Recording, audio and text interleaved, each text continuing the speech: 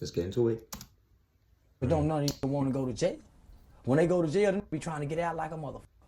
When them niggas go to jail, they go to popping Percocets, trying to get high in jail. So what's gonna happen when you go to getting high on them Percocets in jail? At some point, you get horny too, don't you?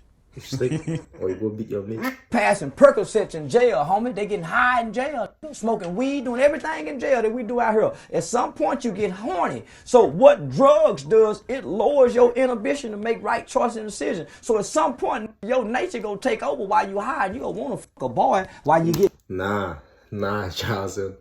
You ain't gonna wanna fuck a boy. Come on. You know, Charleston, I understand the point. I mean, his point of view. Like the majority of people act in a certain way, so it's okay to just say everyone acts like that, you know. I mean, I know some real rappers that, come on, man. Like, for nothing on earth, even if they tell you the one they shit, what you would say is all cap for, you know, marketing purpose. Because, come to think about it, I mean, I know people who've stayed a year or two without having sex and they go, oh, good. Come to think about it, you ain't gotta think about doing something to a man and shit like that. But I mean, I've never been a prisoner, I cannot tell. I'm just saying from what I see around, you know.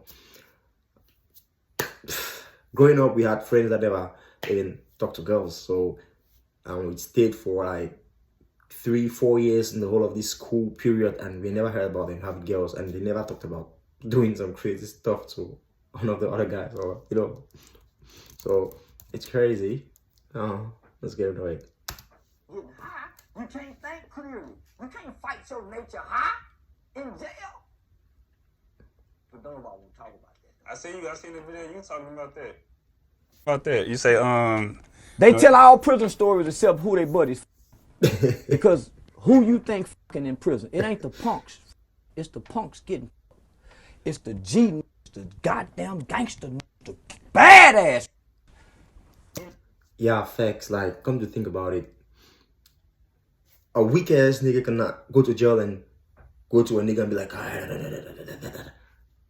it's gonna be just crazy ass gangster niggas that could influence people, that scare people, that, you know, do all of these things. I mean, only them could scare somebody, scare a groupie out of, you know, his belief to do some crazy shit. So it's all that put together. So let's get into it. In jail. And when they come home and stick their chest out, yeah, they don't never tell us how much they was fucking in there. We know you were fucking. Because when you know better, you do better. As a man that has a connection to God and understand the design of a male and female's makeup, God created a man to be a intellectual, analyzing being. That's why he's a hunter.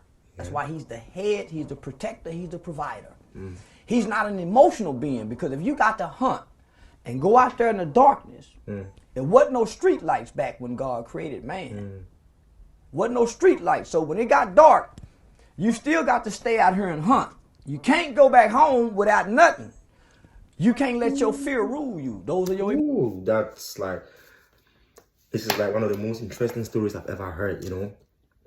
Come to think about it, like, Charleston White, I mean, he just explained life in a simple, beautiful story. Like, because there is this whole movement of this feminist movement. I'm sorry to talk about this, but there's this whole feminist movement that have people believing that a woman and a man have the same role in a relationship. Like he just said, a man is a hunter, and the woman, I didn't hear him talk about a woman in the story.